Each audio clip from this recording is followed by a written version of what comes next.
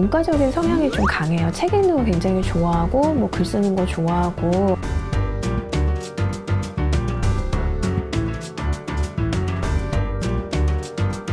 풀 수 있을 것 같으니까 풀어보다가 너무 어려워서 그때는 이제 좀 자신도 없어서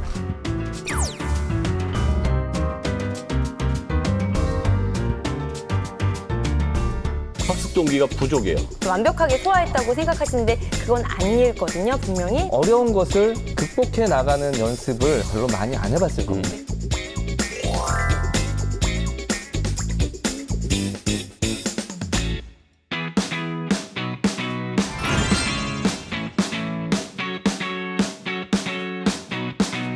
안녕하세요. 다양한 수학 고민을 즐거운 수다로 풀어보는 수다학입니다. 2016년 교육계의 가장 큰 변화 중 하나를 꼽으라면 자유학기제를 들 수 있을 텐데요. 이 제도가 중학교에서부터 시행이 되기 때문에 예비 중학생은 물론 초등학생을 자녀로 둔 학부모님들께서도 많은 관심을 가지고 계시는데요. 이 제도에 대한 자세한 이야기는 잠시 후에 함께 나눠보도록 하고요. 먼저 수다학을 채워주실 전문가 선생님부터 소개해드리겠습니다. 어서 오세요. 안녕하세요.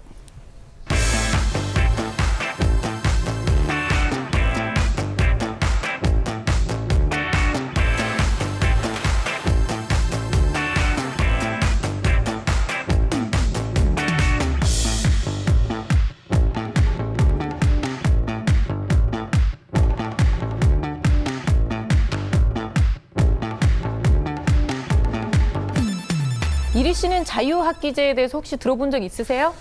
처음 들어보는데 네. 대충 추측할 수는 있을 것 같아요. 그래요? 제가 연예인으로서 우리 뭐 김수현 씨, 유재석 씨 네. 이런 분들도 누리지 못하는 특권을 누리는 연예인이잖아요. 오, 정말요? 뭐 수다하게 나오는 거 얘기하는 거예요? 아니, 그거 말고요. 그럼요. 전 자유를 누립니다. 그래서 제가 자유 전문가로서 네. 유추를 하자면은 스케줄이 너무 널널해서 그런 거잖아요, 그거는. 사람들도 잘 못 알아보고 그래가지고 네. 자유롭게 사는 연예인으로서 이 자유학기제는 이 자유롭게 학기를 다닌다. 그래서 내가 1학기 공부하다가 좀 힘들어. 머리도 아파. 그러면 네. 2학기는 쉬어야지 하면 집에서 쉬고 또 다시 공부하고 싶을 때 다시 또 공부할 수 있는 그런 시스템이지 않을까. 네, 네. 어때요?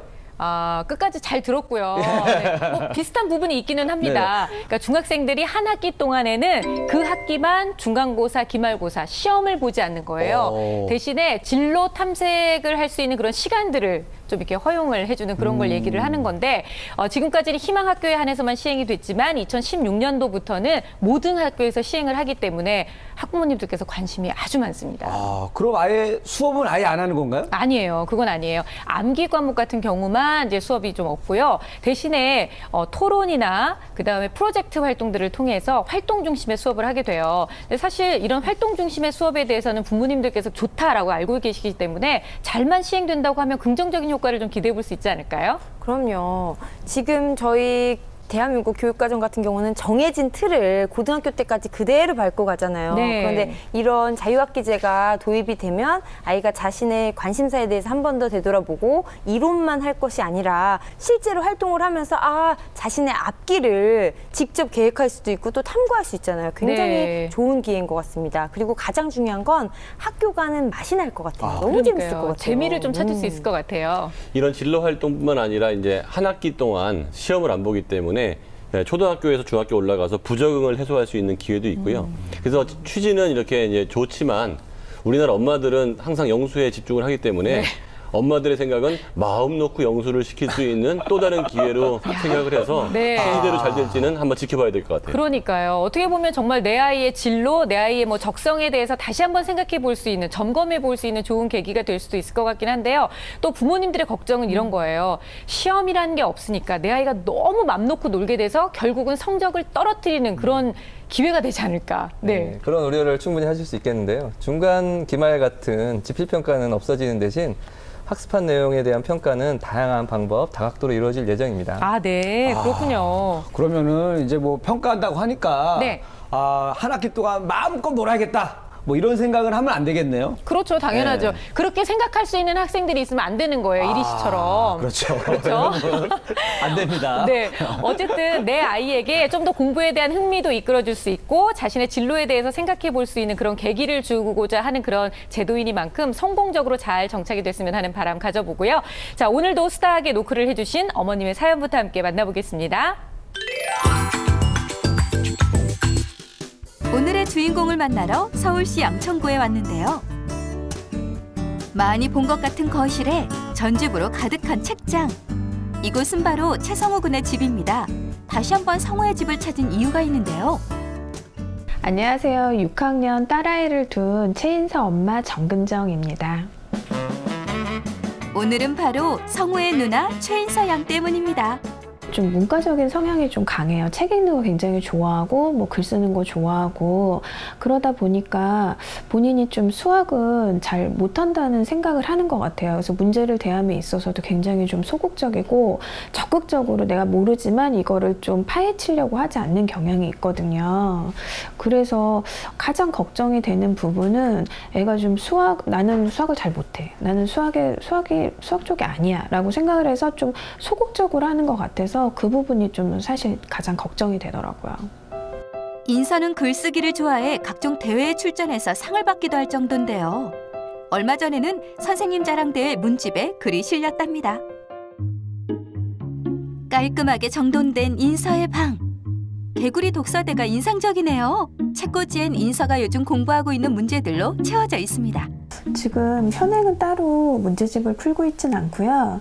그냥 단원평가 본다고 하면은 하루 전날 그냥 단원평가 문제집 한번 푸는 정도고 학원에서 중학교 1-1, 1-2 기본을 이제 풀었다가 학원을 옮기면서 지금 이제 다시 또 좀 난이도 있는 1-1을 다시 좀 풀고 있거든요. 이게 지금 학원에서 풀고 있는 문제집이에요. 중학생이 될 인서.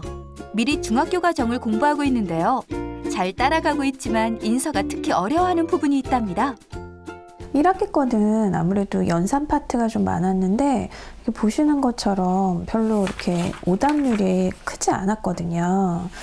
뭐 거의 다 잘 풀고 했는데 1학기 후반에 이제 함수하고 통계 나오고 이제 2학기에 도형 파트가 나오니까 확실히 이렇게 별표도 많고 그리고 더더군다나 여기서 이제 심화 문제로 가면 갈수록 별표가 더 많아지더라고요. 그래서 아예 좀 건드리지 않은 부분이 있고 그러다 보니까 이제 학원에서도 시험 같은 거를 보면 단원별 편차가 좀 크더라고요.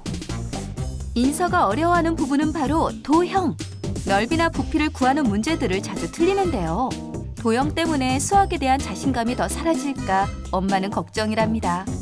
그러니까 본인이 생각하기에도 본인이 자기는 수학을 그렇게 잘한다라고 생각을 안 하는 것 같아요. 그래서 좀 자신감이 좀 많이 떨어져 있고 이제 심화 문제라던가 서술형 문제 좀 이런 좀 문장제 문제가 좀 길게 나왔을 때는 조금 막 이렇게 끈기 있게 도전을 한다거나 계속 막 그걸 알 때까지 뭐 계속 뭐 풀어보려 한다거나 그러진 않고 아, 나 이거 잘 몰라 이러면서 그냥 별표 쳐놓거나 뭐 이렇게 하더라고요.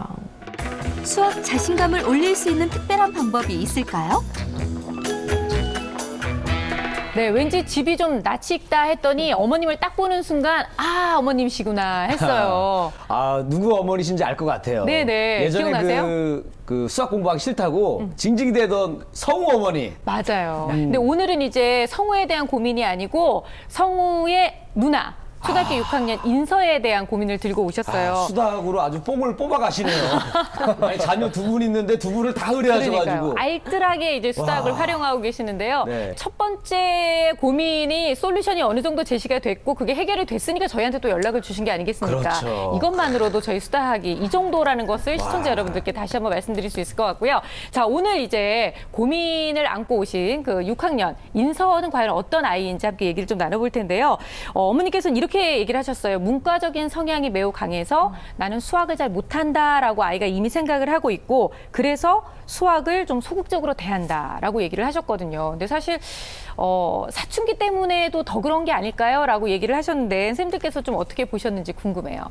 예전에 이런 비슷한 고민을 가지고 상담 오신 어머니가 계셨었는데 네. 사실 알고 봤더니 그런 소극적이라는 아이의 그 정서적인 마음보다는 몰라서 못 풀었더라고요.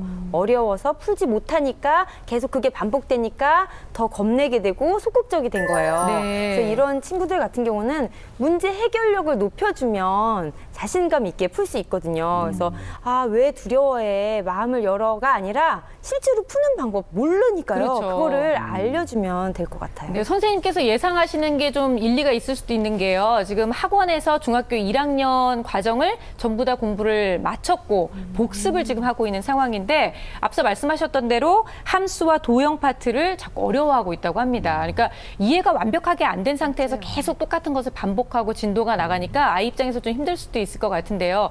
전 한 가지 궁금했던 게 이 아이가 초등학교 6학년밖에 안 됐는데 문과, 이과를 벌써 나눠서 생각해야 될 필요가 있나? 이런 생각이 좀 들었어요. 그러니까 엄마들이 문이과를 나눌 때 이 아이가 수학을 잘하니까 이과, 뭐 국어를 잘하니까 문과 이런 식으로 나누는 건 굉장히 위험한 것 같아요. 왜냐하면 국영수는 항상 공통 과목이고 과거에 봐도 철학자들이 수학하는 경우도 많았고 네. 물론 기하 백타 쪽으로 가면 약간 이과 성향이 있긴 하지만 공통 수학까지는 완전히 문이과가 같이 공부해야 되는 공통 과목이 수학이고 논리 과목이거든요. 네. 그리고 문이과를 일찍 나눠서 정했을 때 수학을 소홀히 한다는 건 더더욱이 안 맞은 게 문과에서도 수학이 변별력을 가장 크게 갖고 가기 때문에 그렇죠. 어릴 때부터 나누는 것도 옳지 않지만 6학년 때 이 아이가 수학을 덜 해야 된다고 생각하는 것은 더 맞지 않습니다. 네, 그렇다면 어쨌든 인서가 잃어버리고 있는 수학에 대한 흥미와 자신감을 좀 찾아줘야 될 필요성이 있을 것 같은데요.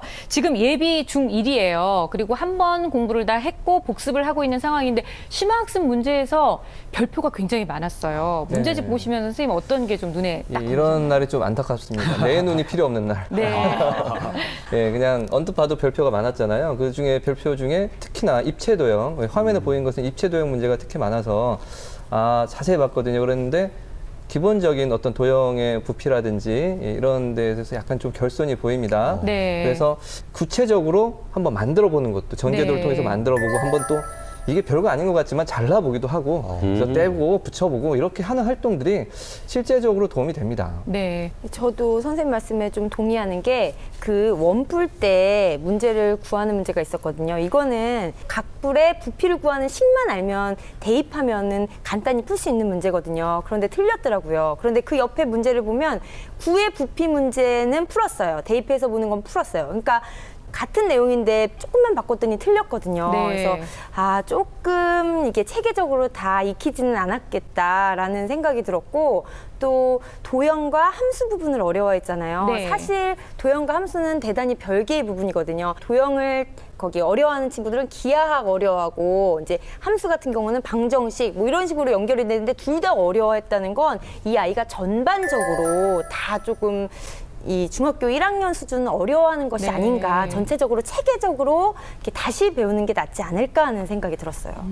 사실 오늘은 제가 매 눈으로 하나 본 게 있습니다. 정말요? 뭘 네. 봤냐면은 우리가 그때 학교 다닐 때 우리 3.14 하는 거 있잖아요. 그 파이 하는 거. 네. 근데 이 친구가 이 파이를 어떻게 그러냐면 약간 이모티콘 그 유유처럼 약간 눈물 모양으로 그렸어요.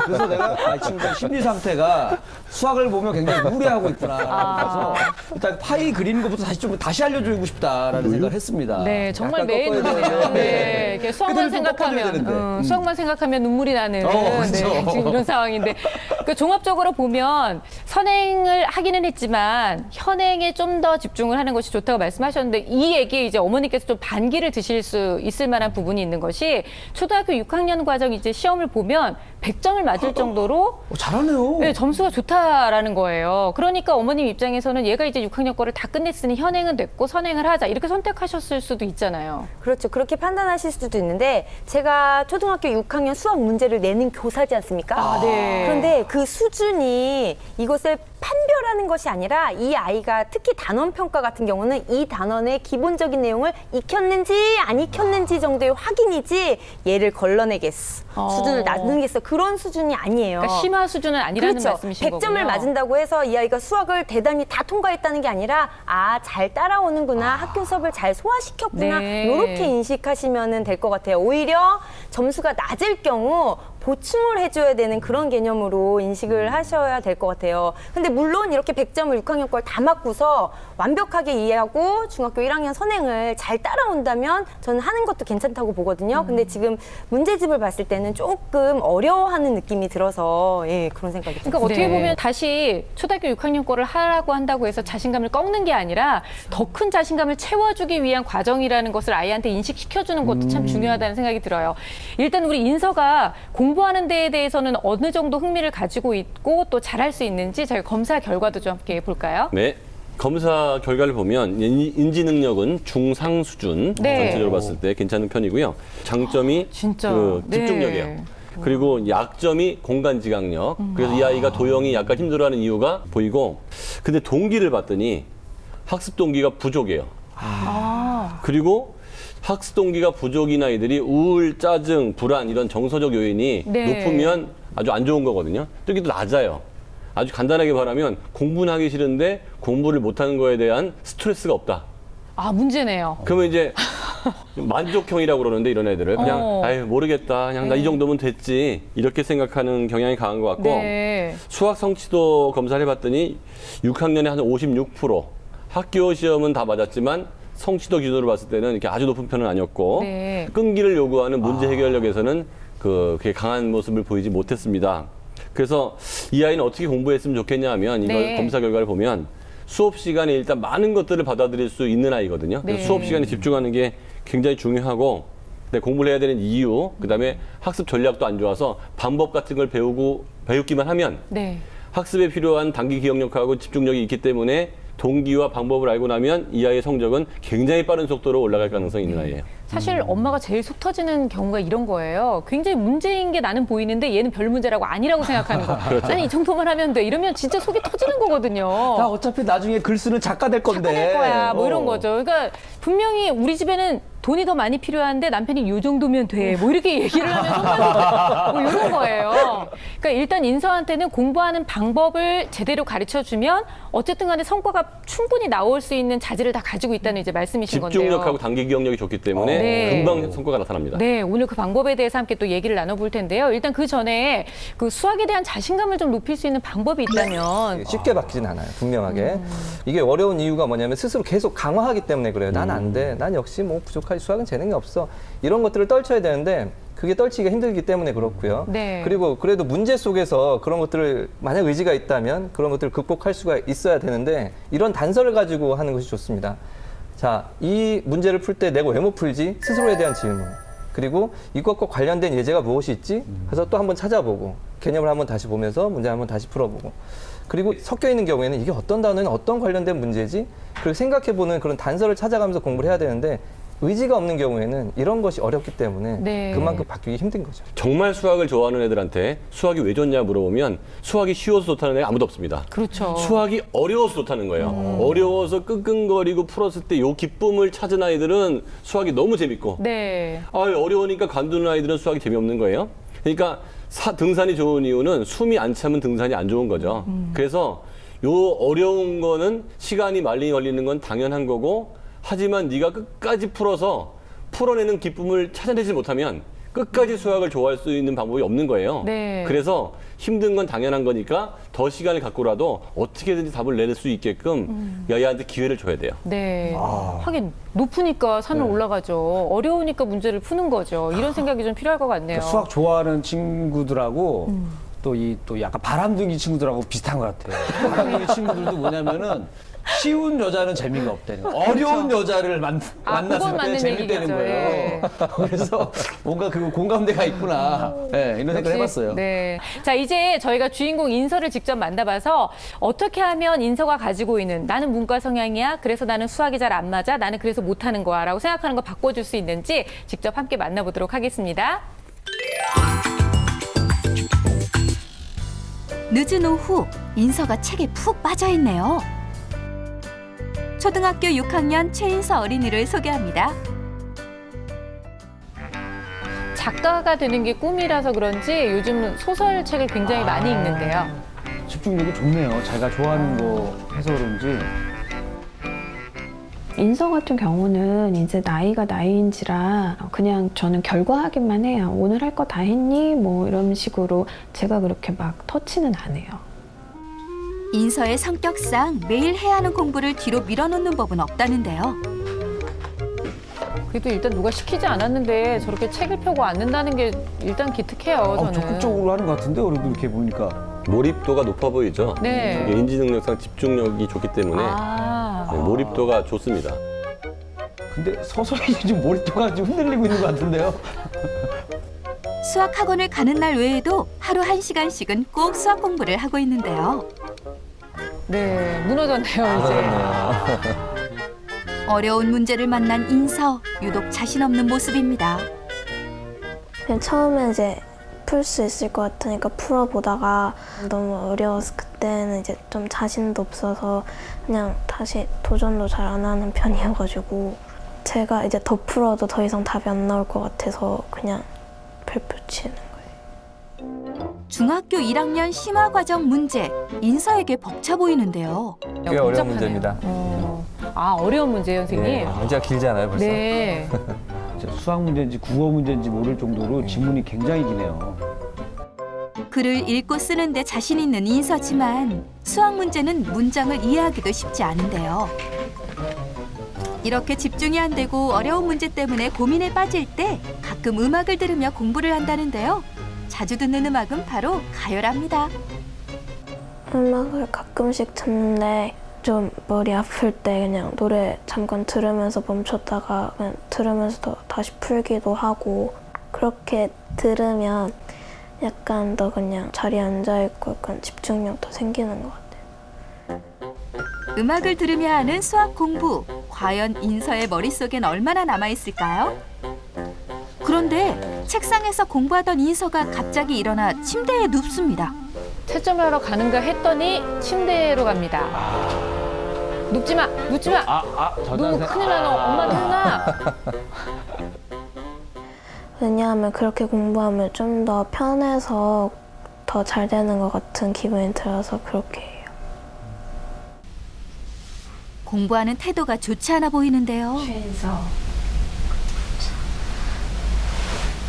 음악 들으면서 무슨 공부가 돼. 똑바로 앉아서 해줘. 책상 가서. 음악 하고. 결국 엄마에게 한 소리 들었네요. 아까보다 좀 표정이 많이 안 좋아졌는데요.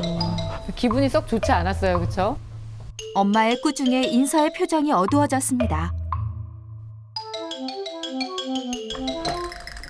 그래도 채점은 해야겠죠? 채점은 늘 엄마가 해주고 있는데요. 그래야 인서가 무엇을 어려워하는지 알 수 있기 때문이랍니다. 다 했으면 가져와서 제가 채점만 해서 다시 주지 제가 막 뭐를 했나 뭐 이렇게 막 적극적으로 제가 관여는 안 하는 편이에요. 그리고 앞으로 이제 공부를 함에 있어서도 자기주도 학습이 저는 중요하다고 생각을 하기 때문에 지금부터 본인이 이제 좀 하는 습관을 들여야 된다고 생각을 해서 제가 그렇게 막 터치는 안 해요. 문제를 풀 때 자신 없는 모습을 많이 보였던 인서. 채점을 하고 나니 역시 문제집에 비가 내리네요. 아유. 아까 그 어렵다고 하는 문제는 진짜 틀렸네요. 틀렸어요. 저 페이지에서는 한 문제 맞은 것 같아요. 인서야, 일로 와봐. 여기는 다 맞았는데 이거 별표 쳐놓은 거는 봐도 잘 모르겠으면 이거는 그냥 놔두고 이거 틀린 거 가서 다시 한번 고치고. 수학을 좀 이제 재미없다고 생각하는데 왜냐하면 이게 아무래도 도형 같은 문제들이 좀 많이 어렵기도 하고 공식이 잘 이해가 안 돼서 못 풀 때도 있고 머릿속에 도형 같은 거 잘 기억이 안 나서 자신감이 좀 없는 쪽 편인 것 같아요. 바르지 못한 학습 태도가 혹시 자신감을 저하시키는 원인은 아닐까요? 작가가 꿈이라고 해요. 초등학교 6학년 인서를 함께 만나봤는데 왠지 작가 잘 어울릴 것 같아요. 차분하고. 그렇죠. 좀 지적인 이미지가 있어요. 그렇습니다. 글을 좀 잘 써야 되는데 뭔가 좀 차분한 성격이 맞는 것 같고 제가 보는데 인서의 느낌은 좀 달랐어요. 인서가 좀 입이 좀 많이 나와 있었습니다. 네? 뭔가 그 사람이 불만이 많을 때 입이 나오거든요. 아, 네네. 뾰루퉁해지면서 뭔가 기분 좋아 보이지가 않았고. 아, 네. 그리고 약간 얼굴이 약간 우리 뭐 포카페이스라고 하잖아요. 약간 표정 변화가 많지가 않아서 그 6학년이면은 초등학교 때 6학년이면 한참 뭐 얼굴에 막 웃음꽃도 피고 막 이럴 줄 알았는데 그런 게 없어서 조금 아쉬웠었어요. 네. 그래도 여학생한테 네. 입이 나왔다고 좀 깜짝 놀랐잖아요. 인서야 그런 뜻이 아니야. 네가 뭔가 좀 이렇게 기분이 안 좋아 보이고 네. 좀 그랬다 이런 뜻이야. 그렇죠. 어휴 참 큰일 남자가 나요? 너무한 것 같아요. 사춘기인데 큰일 날 뻔했네. 근데 어머님께서 그런 얘기를 하셨거든요. 성격이 이제 차분하다 보니까 네. 국어하고 사회 같은 경우에는 꼼꼼하게 잘한다. 그런데 이제 수학을 어렵다고 생각하고 잘 열심히 안 하다 보니까 이제 그게 걱정이라고 말씀하셨는데요. 진짜 걱정대로 수학에 자신감이 조금 없는 듯한 그런 모습을 보이기는 했어요. 예, 말투나 이런 태도나 문제 푸는 자세 이렇게 딱 보니까 역시 수학에 대한 부정적 정서가 좀 깔려 있고요. 네. 수학은 어려워. 나는 조금만 어려워도 못 풀어. 뭐 이런 생각들을 지금 가지고 있기 때문에 스스로에 계속 수학에 대한 부정적 정서를 계속 강화시키고 있는 것 같아요. 네. 역시 선생님들 말씀대로 중학교 1학년 심화 문제에 대해서는 굉장히 좀 어려워하는 모습을 문제집에서도 볼 수가 있었는데요. 근데 저는 문제집을 풀어가는 그 과정을 보면 뭔가 이 필력이라고 해야 될까요? 뭔가 자신 있는 아이들이 쑥쑥 써내려가는 느낌이 아니라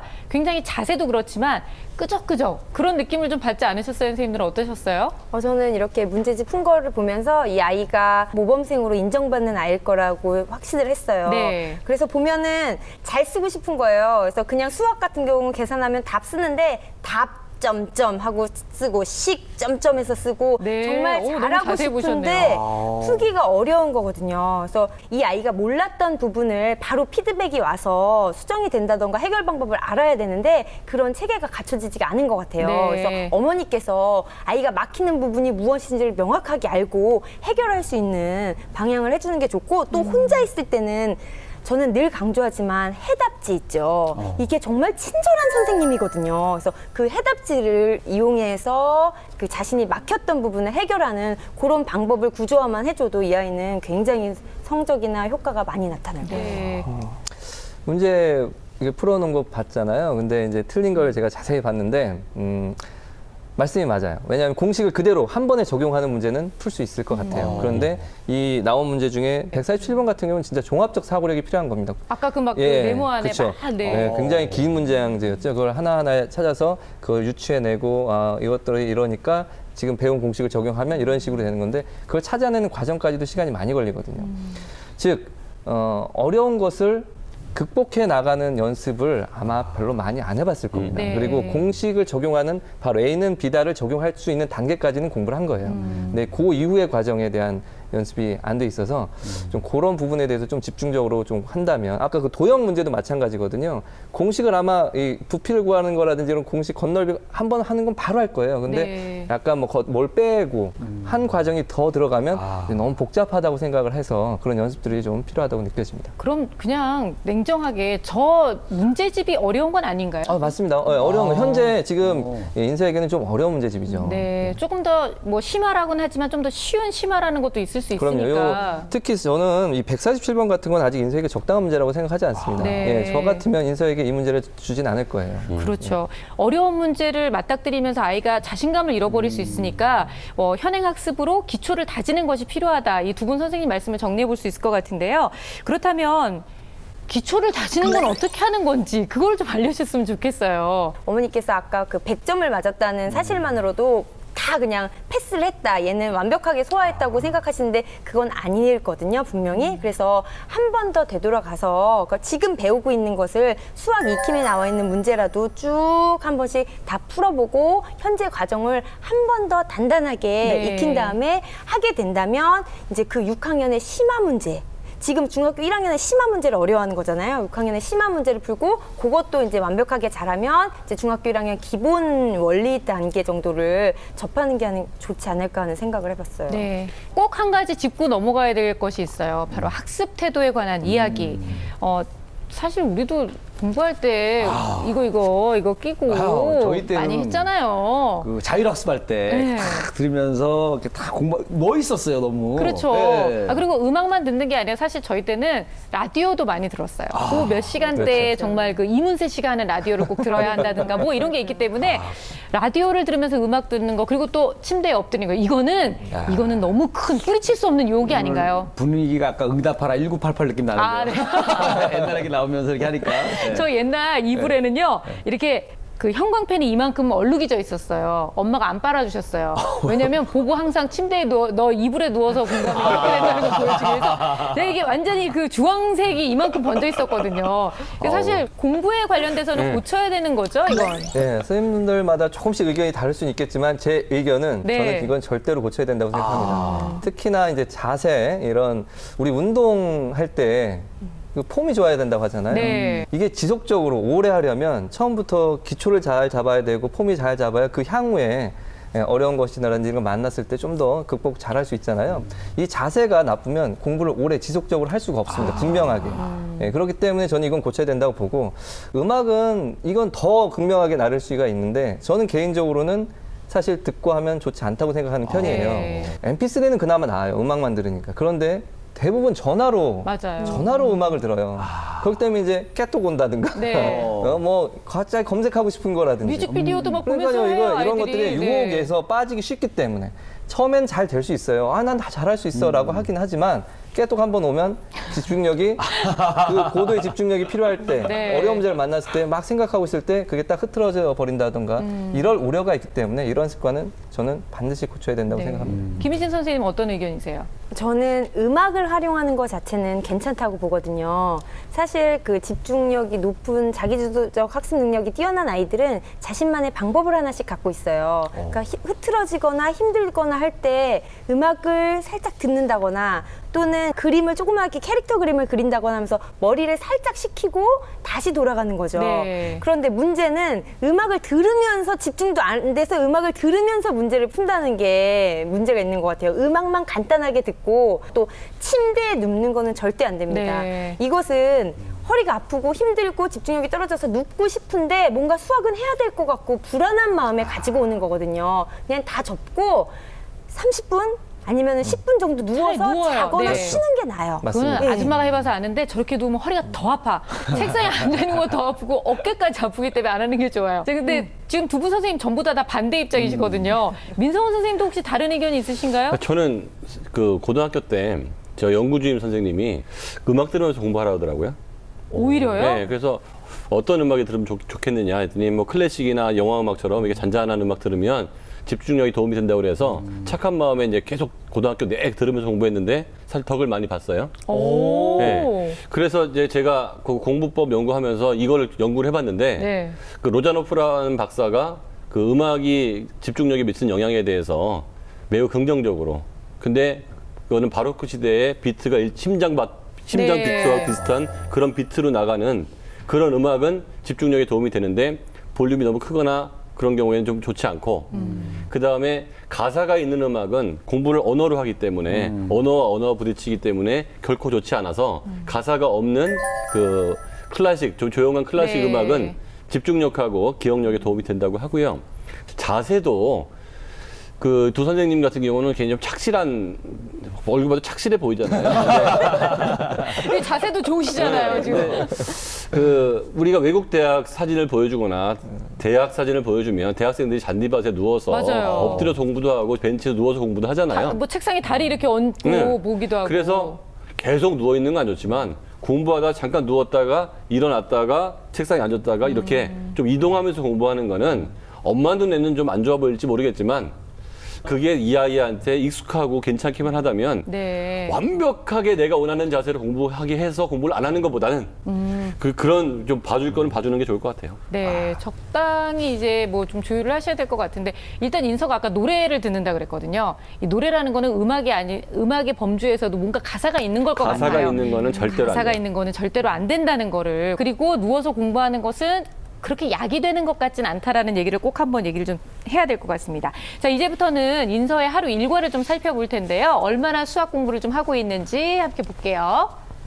자, 일단 잠은 한 9시간 정도 충분히 자고 있어요. 그리고 학교 후에는 세계사 공부를 하고 있습니다. 세계사를 굉장히 좋아한대요. 그리고 공부 및 자유시간, 그다음에 수학학원을 일주일에 3번 이렇게 수학학원을 지금 가고 있는 건데요. 자유시간에는 주로 독서나 인터넷을 많이 하고 있다고 하는데 그냥 이렇게 잠깐 보기만 해도 공부 시간이 좀 많은 것 같기는 해요.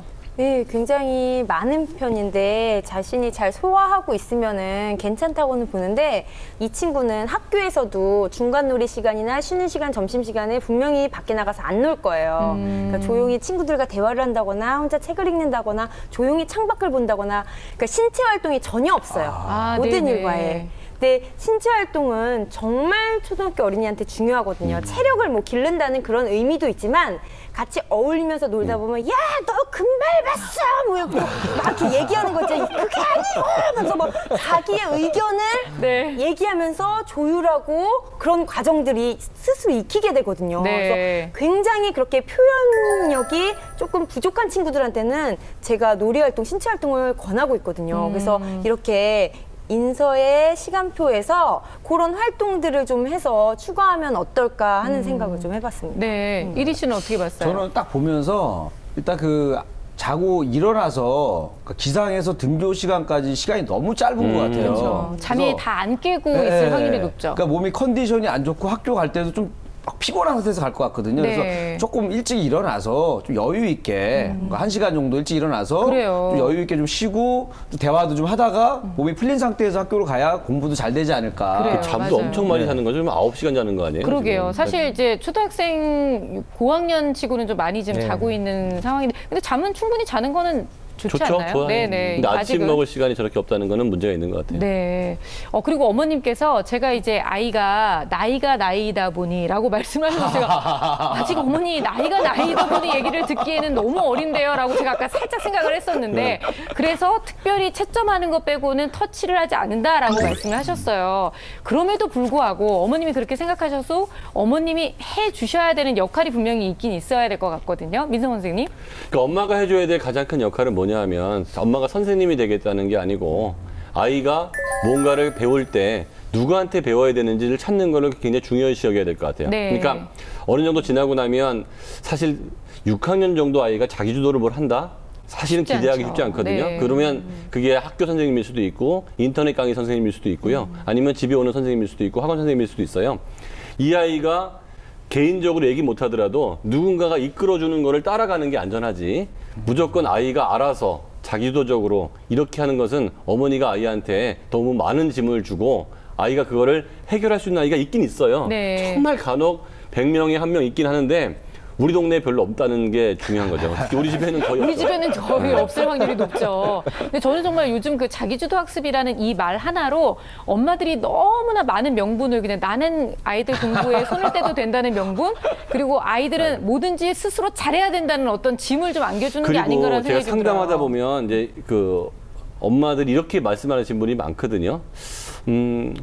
저는 그렇게 많이 간섭하지 않아요. 네. 그 말도 굉장히 교양 있게 합니다. 간섭하지 않아요. 아이가 원하는 걸 해야겠죠. 그 결정은 아이가 하는 거예요. 이러다가 이제 성적 안 나오기 시작하면 돌변을 다 하시거든요. 그러니까 간섭할 일은 적절히 간섭을 하시고 하면서, 네. 그렇죠? 너무 아이한테 믿으면 아이가 엄마한테 그 적절하게 대응을 안 할 가능성이 많기 때문에 대응을 할 선생님 찾는 게 중요하다는 얘기죠. 네. 일단 지금 이제 겨울방학을 가장 잘 보내고 중학교로 올라가는 것이 관건이 아닌가 싶은데, 이 겨울방학을 좀 잘 보낼 수 있는 방법, 이리 씨? 그래서 제가 이 겨울방학으로 4행시를 준비해 왔습니다. 이야, 어떻게 준비되셨습니까? 네, 준비됐습니다. 그럼 제가 운을 띄워드리겠습니다. 네. 겨드랑이 땀나도록 울, 울릉도 호박녀처럼 방, 방 안에 딱 붙어서 학. 확실히 끝내자 수학을. 좋습니다. 야, 확실히 잡아야 돼요. 아니, 말만 들어도 진짜 네. 겨드랑이에 땀이 나네요. 정말 너무 부끄러워서. 네. 아니 제가 생각해봤는데 이게 아까 얘기했잖아요. 초등학교 때 수학은 100점이 나와도 네. 그게 좀 구별이 안 된다 잘. 그래서 이때 확실히 하지 않으면 저도 이제 초등학교 때 그렇게까지 못하지는 않았거든요. 근데 중학교 딱 가면서부터 계속 밀리기 시작하니까 고등학교 가서는 내 따라갈 엄두가 안 나는 거예요. 그래서 지금 아까 부족했던 거 좀 다듬어 놓으면 알차게 보내면 중학교 때 좀 많이 도움이 될 것 같아요. 김식 선생님 괜찮은 방법이에요? 예, 뭐 참고할 만한 방법이라고 생각합니다. 호박년처럼 딱 예, 제가 생각한 방법을 또 이제 말씀을 드리면 우선 첫 번째 네. 저는 인서가 딱 한 권만 했으면 좋겠습니다. 예, 너무 많은 분량을 네. 하지 말고 저는 딱 한 권을 제대로 한 번 더 반복하는 게 더 좋을 거라고 생각해요. 심화보다는 기본을 한 번 더 보는 게 인서에게 현재 더 필요한 일일지도 몰라요. 네. 그리고 지금 매일 하고 있으니까 그거는 잘 지켜나가고요. 그리고 약점 공략을 했으면 좋겠습니다. 그러니까 어느 하루 혹은 일주일에 꼭 하루 이렇게 딱 날을 잡아서 그날은 나의 약점을 공략하는 날 해서 집중적으로 인서가 만약에 도형을 지금 어려워한다면 네. 도형만을 보는 거예요. 거품물 정도로 겨드랑이 땀 나는 게 아니라 네. 거품물 정도로 그냥 하루 종일. 예. 근데 이제 이게 의지가 있어야 되는 거잖아요. 누가 시켜서가 아니라 하루 종일 도형에 대한 공부를 하는 거예요. 그림도 그려보고. 그러니까 제가 말하는 건 꼭 그 학습의 문제를 풀어보라는 것이 아니라 도형을 가지고 활동을 해보라는 거예요. 그림도 그려보고 아까 얘기한 대로 뭐 전개도 가지고 잘라도 보고 네. 막 해보는 거예요. 근데 그런 게 뭔 도움이 될까라고 생각하기가 정말 쉬워요. 뭐 점점 올라갈수록 그런 것들을 뭐 추상적인 사고니까 필요 없을 거라고 생각하지만 보이지 않았던 것, 특히 공간 도형 뒤쪽에 있는 것들을 상상할 수 있는 능력들은 처음부터 모든 학생들이 다 기대할 수 있는 능력은 아닙니다. 그렇죠. 예, 네. 그래서 그런 것들을 직접 보면 또 상상할 수 있는 아이들도 또 있거든요. 그래서 저는 그렇게 준비했으면 좋겠습니다. 여기 첨언하면 저런 네. 식으로 하면 그 수학의 직접적인 성적 향상에는 플러스가 안 될지 모르겠지만 인지 능력이 되게 좋아지기 그럴 것 때문에 같아요. 시간이 지나면 지날수록 수학이 더 쉬워질 수 있는 좋은 방법입니다. 아, 네. 참 우리 인서에게 여러 가지 조언을 해주면서 너무 인서의 이미지에 어울리지 않게 막 땀이 나고 미안해 인서야 아줌마가 사과할게. 자, 오늘 정말 수학이라면 너무 어려워서 왠지 더 소심해지는 우리 인서의 이야기를 나눠봤는데요. 자, 오늘의 여러 가지 이야기를 다 총망라하는 전문가 선생님들이 전해드리는 결정적 한방! 전해 듣겠습니다. 네, 제 결정적 한방은 눕지 말고 뛰어라입니다. 누워서 수학을 공부할 것이 아니라 신체놀이 활동을 해서 자기 표현력을 길러서 지금 수학이 막히는 부분을 적절하게 표현하는 능력을 길러야 합니다. 예, 제 결정적 한방은 끈질기게입니다. 수학을 어느 정도 이해하고 나면 끈질기게 공부를 해서 문제를 풀 수 있는 문제 해결력을 갖출 때 드디어 수학의 마지막 기쁨이 생기거든요. 힘들더라도 끈질기게 하시기 바랍니다. 제 결정적 한방은 질문하라입니다. 공부는 의문에서부터 출발하는 겁니다. 그리고 그 의문을 가둬두면 안 됩니다. 부끄럽다고 혹은 몰라서 창피하다고 가둬두면 안 됩니다. 꼭 자신 있게 질문하세요.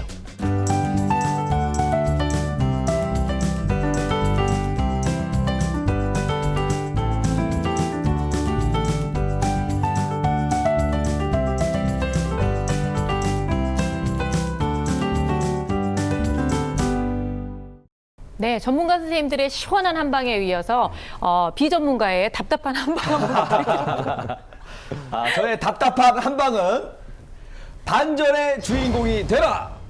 오, 이 친구가 꿈이 그 글 쓰는 뭐 소설가 이런 게 꿈이잖아요. 네. 작가가 꿈인데 이 재밌는 소설을 보면 항상 늘 반전이 있습니다. 그렇죠. 가난한 사람이 부자가 되고 또 무명 연예인이 유명한 사람이 되고 수학을 못하던 사람이 수학을 엄청 잘하게 되는 그렇죠. 이런 반전 스토리가 재미가 있는데 네. 우리 인서도 지금은 좀 수학을 어려워하지만 이런 반전 스토리가 돼서 나중에는 수학을 엄청 좋아하는 친구로 바뀌지 않을까 이런 상상을 좀 많이 하면 좋을 것 같아요. 네, 너무 긍정적이고 기분 좋은 상상이 돼서 인서한테 굉장한 동기부여가 될 것 같아요. 자, 오늘 초등학교 6학년 수학이라면 왠지 자신감이 없어 하는 우리 인서를 위한 결정적 한방 다시 한번 정리해드립니다.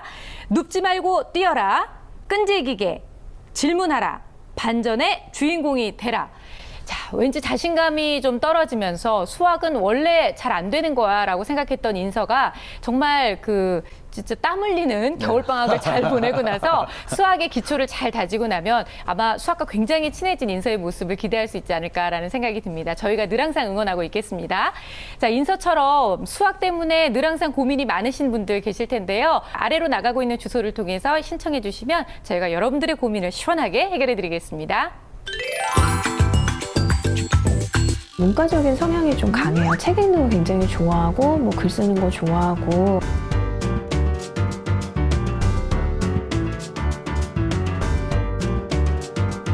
풀 수 있을 것 같으니까 풀어보다가 너무 어려워서 그때는 이제 좀 자신도 없어서